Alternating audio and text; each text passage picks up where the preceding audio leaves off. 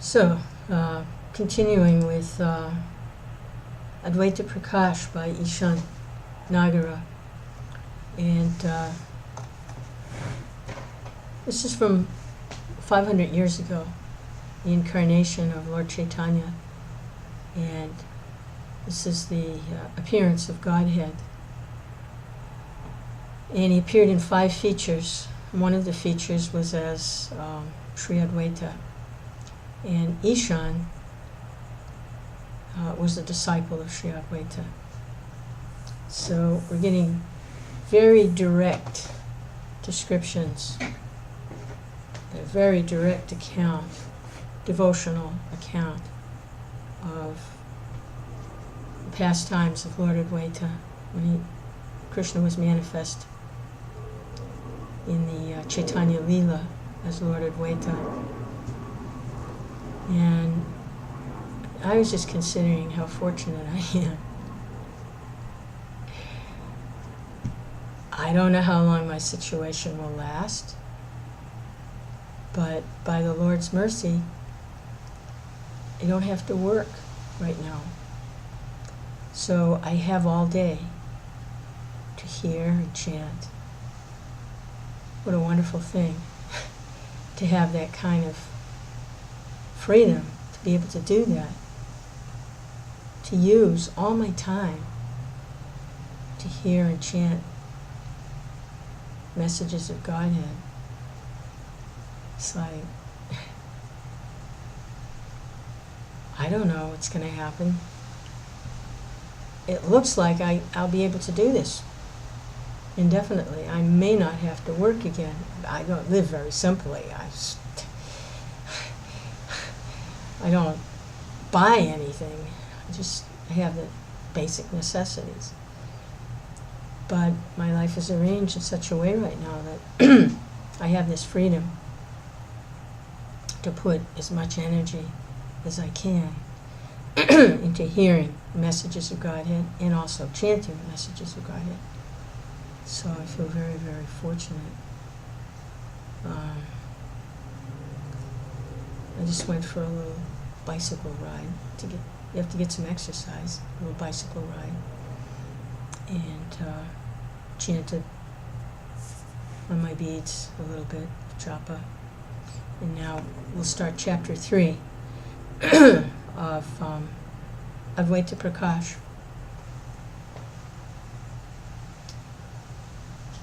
All glories to Srila Prabhupada. All glories to Sri Chaitanya. All glories to Sitanath. All glories to Nityananda, along with all the devotees. One day, Advaita Prabhu wrote a letter and sent it with someone to his parents in Lodadam. Kuveracharya had looked for his son everywhere and was feeling great distress out of separation. Tears flowed from his eyes, and he repeatedly called out the name of Gopal. By the mercy of Lord Krishna, he felt somewhat relieved, and he returned to his house. Labhadev was also grief-stricken because of the disappearance of her beloved son. She wandered here and there, and sometimes rolled on the ground. Tears flowed incessantly from her eyes, and she sometimes asked incoherent questions like an insane woman. Sometimes she fell unconscious and appeared as if dead, and Kuvera Acharya would try to console her in various ways. Kuvera said, "The Lord does not act without consideration. He returns whatever he takes from someone. Persons who are absorbed in remembering Krishna's lotus feet are the best of all beings, while those who are bodily conscious are the lowest of all. Material enjoyment leads one to an ocean of misery, just as one finds deadly poison when trying to enjoy the touch of a snake. A medicinal tonic has the power to give one the happiness of renewed health. Worshipping Lord Harih in difficult circumstances leads one to a reservoir of bliss." After hearing many instructions in this way, Labha Thakurani felt somewhat relieved. While feeling distressed one night, Kuvera Pandit entered his temple room and remained there fasting. In the morning he had a dream in which Gopal told him, "Your son is happily living on the bank of the Ganges. Kamala is not an ordinary person. He has incarnated as a devotee. He will send a servant to you in a few days." Kuvaracharya related his dream in detail to Labhadevi, and by hearing the Lord's prophecy she became pacified. Then, one day, Kuvaracharya and Labhadevi were overjoyed to receive Kamalaksha's letter. Kuvera said, "What is the use to remain here? Let us go live on the bank of the Ganges, where one easily attains liberation." Malabha said, "I desire to stay there for the rest of my life." The couple departed from that place and joyfully went by boat to Shantipur. Seeing his mother and father, Advaita Prabhu ran to greet them and devotedly offered obeisances at their feet. They both lovingly embraced their son, kissed his forehead, and offered him their blessings. Labha said, "Separated from my son, I felt like a fish out of water." Kuvera inquired, "Dear son, what are you studying now?" And Advaita replied, "I am just about to finish studying the 6 branches of philosophy." Kuvera then said, "Now you should study the 4 Vedas, so you may be enlightened with knowledge of Brahman." Advaita Prabhu said, "I will go to Purnavati to study at the house of one peaceful learned Brahmin."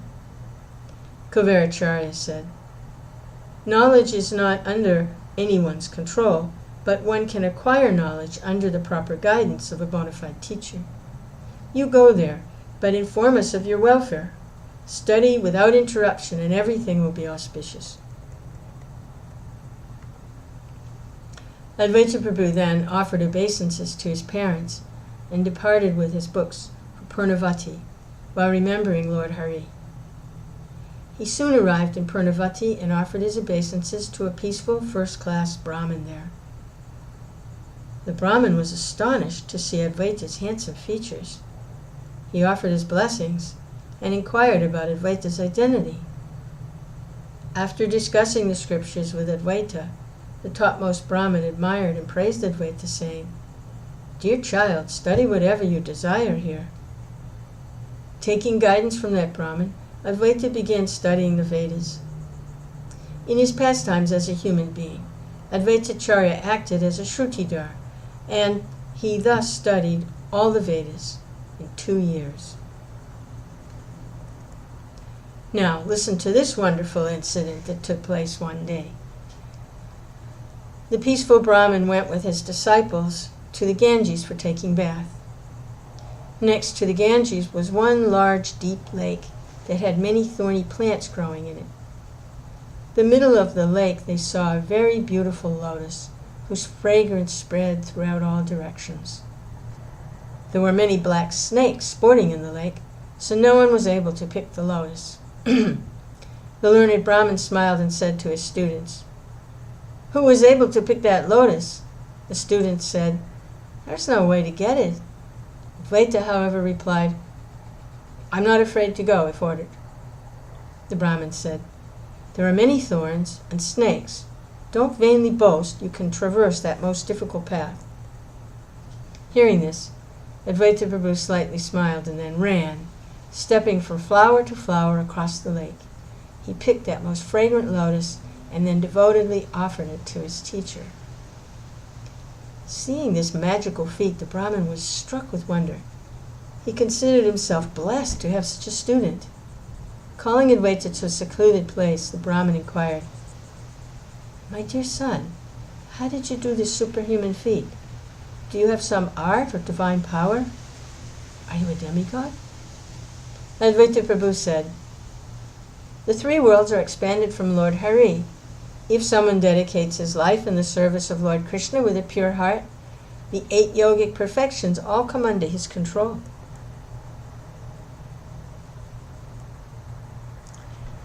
When that topmost, peaceful, learned Brahmin heard this confidential conclusion from the Lord's mouth, he thought, "It is beyond the ability of an ordinary person to speak like this." He therefore concluded that Advaita was the Supreme Personality of Godhead. One day, Kamalaksha said to his teacher, "If you are pleased with me, give me permission to return home." The peaceful Brahmin said, "Your name is Veda Panchanana. Your name is Veda Panchanana. My heart becomes restless at the thought of letting you return home. If you seriously want to leave, then I simply request that you should visit me whenever I desire." Advaita Prabhu offered obeisances to his teacher, who embraced the Lord and began crying. The other students and the teacher's wife all began to cry, and Advaita consoled them with sweet words. "Don't lament on my account. We will meet again. Don't forget our affectionate relationship." Saying this, Advaita disappeared, and they quickly searched here and there, but they could not find him. Advaita Prabhu returned home, offered obeisances to his mother and father. He displayed his love for them by profusely glorifying them. The two were greatly pleased to see their son again. They kissed his head and showered their blessings on him. Praying at the lotus feet of Lord Chaitanya and Shri Advaita, always desiring their mercy, I, Ishana Nagara, narrate Shri Advaita Prakasha. And that is a short chapter.